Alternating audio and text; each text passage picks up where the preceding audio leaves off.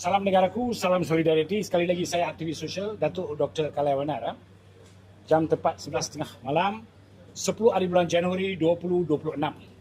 Hari ini kita berganjak untuk mengadakan satu demonstrasi demi periuk nasi pemandu-pemandu taksi e-hailing dan semualah yang berada di KLIA 2, di mana sekarang terdapat kegugatan tergugatnya pencarian rezeki halal mereka.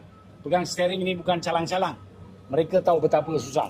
Sebelah kiri saya ada pengurusi daripada Persatuan Kebajikan Pemandu Taksi KLIA 2. Okey, ini Encik Razak, ini Encik Rizman daripada Persatuan Pemandu Limousine KLIA 2. Okey, ini ada dua persatuan di mana saya dapati bahawa lebih daripada 300 orang ada menceburkan diri dalam memandu taksi dan inilah dalam KLIA 2 membawa. Kita tahu pun lagi tahun ini 2026 tahun melancong Malaysia.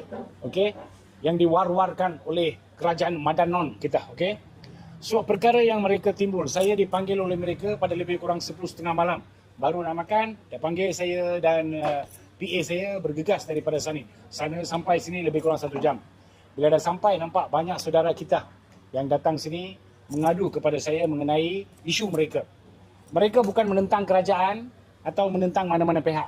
Isu yang mereka meluahkan adalah mengenai isu yang betul-betul menggugat periuk nasi mereka. Hari ini Malaysian Airport Berhad MAB telah melantik satu konsesi baru 2 tahun. Baru 2 tahun. Konsesi itu diberi untuk 8 tahun dipercayai. Tetapi lebih kurang 2 tahun telah dilalui, tinggal lagi 6 tahun. Di mana konsesi itu diberi kepada Asian Success Resources ASR. Okey. Dan inilah tahun ketiga Asian Success Resources mengelolakan pengendalian konsesi ini.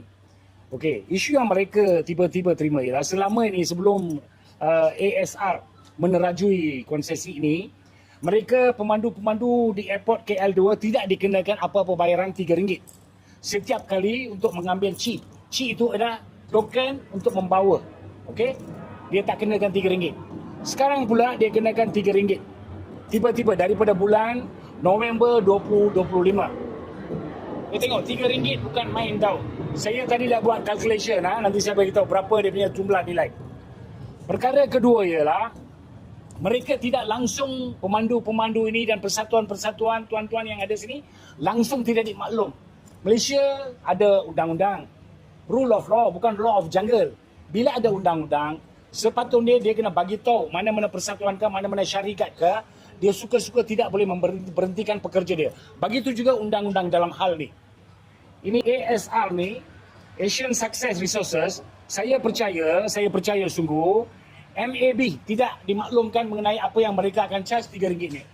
Syukur-syukur tiba-tiba hari ini 10 hari bulan tanpa memberi notis, tanpa memberi memo, sepatutnya 2 minggu kena bagi memo. Dia terus implikasikan RM3. Okey. Pada November, dia kenakan November 2025 dia kenakan RM3. Itu pun mereka terima. Sabar, okey? Sabar mereka menerima. Tiba-tiba hari ini mereka dikenakan 8% SST. Daripada RM3 kena campur 24 sen. Itu pun bukan daripada penumpang. Mereka kena keluarkan di kocek mereka pencarian rezeki, mereka kena bayar 24 sen. Okey, sekarang saya beritahu kepada seluruh masyarakat marhen negara. Kenapa kita bukan suka-suka nak adakan demo, bukan kita tak ada kerja. Ada orang cakap dalam komen-komen yang tak ada muka tu dia akan komen, ini Datuk Asyik nak buat demo. Saya pun ada kerja. Takkan pukul 11.30 saya nak datang nak buat demo. Tapi ini adalah isu masyarakat marhen. Tak kira bangsa, warna kulit dan agama. Kita adalah Malaysia, kita mahu keadilan. Di mana kalau seorang setrip dikenakan RM3.24. Untuk satu orang itu 3 trip 9.72 sen kali 300 orang. Okey, maknanya satu hari 2,916 untuk satu hari ya. Okey, kalau untuk 30 hari 87,480 dapat. Siapa dapat? ASR dapat. Untuk apa? Kita pun tak tahu untuk apa dia dapat. Okey, maka ini adalah rakus. Ini adalah rakus kuasa jahanam betul. Mereka menginaikan pemandu-pemandu taksi. Maka hari ini saya tadi dah berbincang dengan, okey, lagi ada satu sisi isu Daripada sini kita alih. Dan dalam setiap perjalanan tiket individu dikenakan 9% oleh ASR. 9%. Itu pun dia tak cukup, dia kenakan 8% lagi SST. Kenapa ada 2 SST? Dia bukan jual kuih. Kalau jual kuih pun tak boleh kena SST. Dia kena jual barang yang betul-betul munasabah, baru dia boleh dikenakan SST. Ini Menteri Kewangan, peka dah sikit. Tengok perkara macam mana rakyat Malaysia merana. Segala jenis pun kena SST. Dari RM3 dah kena SST 24 sen. Ini pula daripada pemotongan setiap perjalanan yang mereka cari makan susah, 9% tak dikenakan. Sekarang tambah pula 8%. Maka ini betul-betul menyusahkan mereka, peria nasib mereka tergugat. Oleh sebab itu, oleh kerana terlakunya perkara ini tiba-tiba, tidak dirancang untuk mengadakan apa-apa demo atau apa-apa bantahan.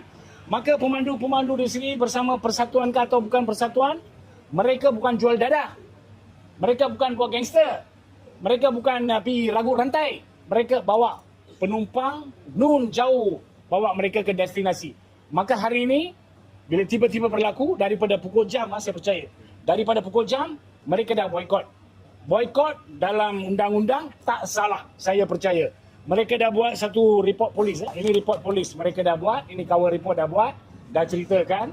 Maka saya harap Ketua Polis Negara, Ketua Polis Negeri dan semua anggota pun tahu apa yang berlaku.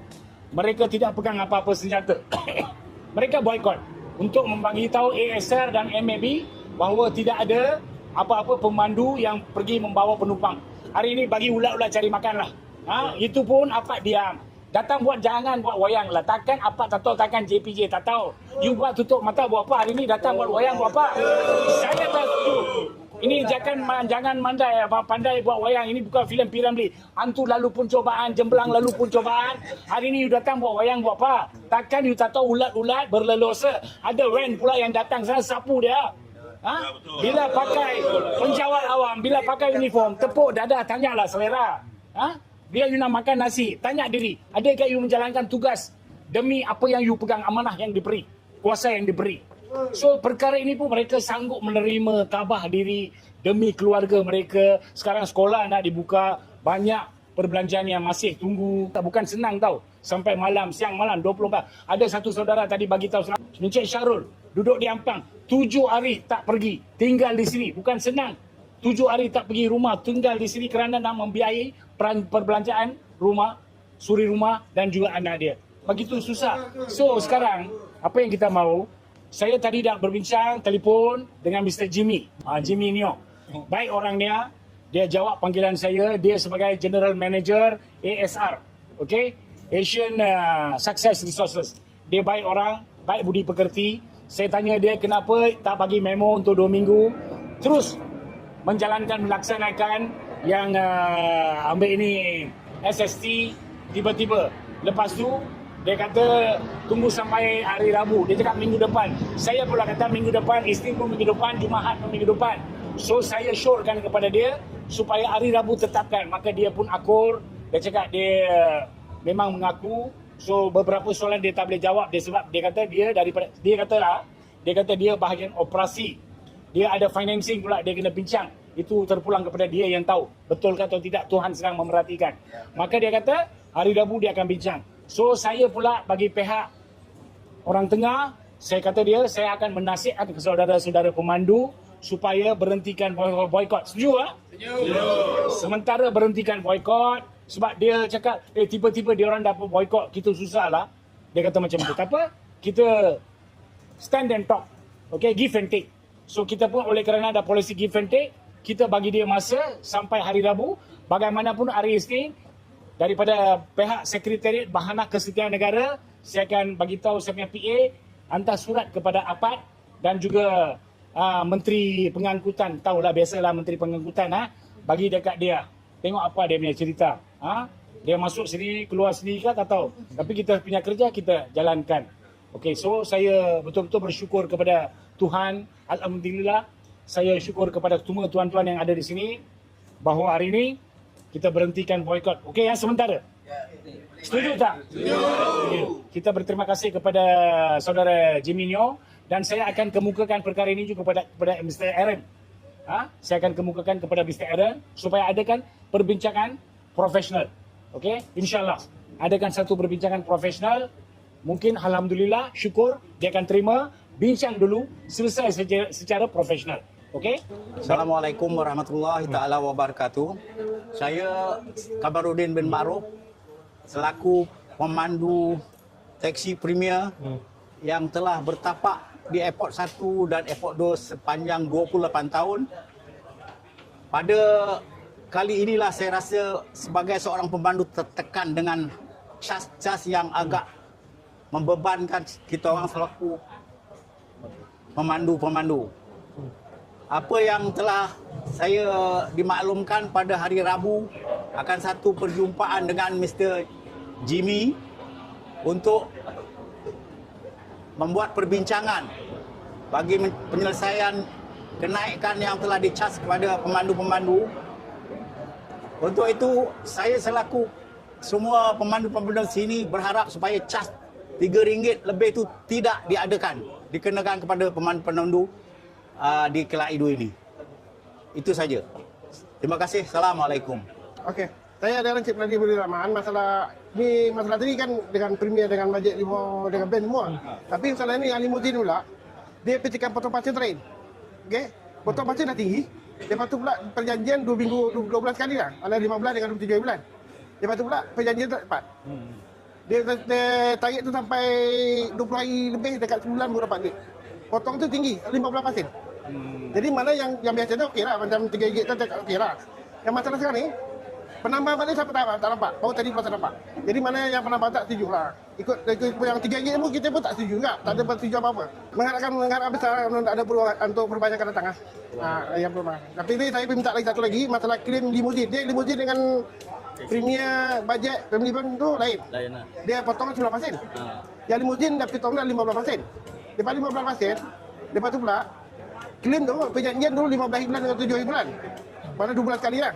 Tapi bila dia top 12 bulan, top perkiraan, lepas tu baru 22 bulan, 23 bulan dapat duit. Mana dia berapa lama, berapa panjang dia tarik. Jadi kita nak gunakan modal minyak pun semua, mana kita tak boleh. Itu yang dia